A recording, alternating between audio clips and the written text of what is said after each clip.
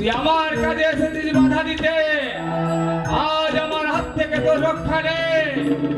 আজ আমি তোকে করে এইখানে শেষ করে দেবো। এই শালা, তোর বাদর ছাগল মতন আমি কত মানুষ করেছি রে।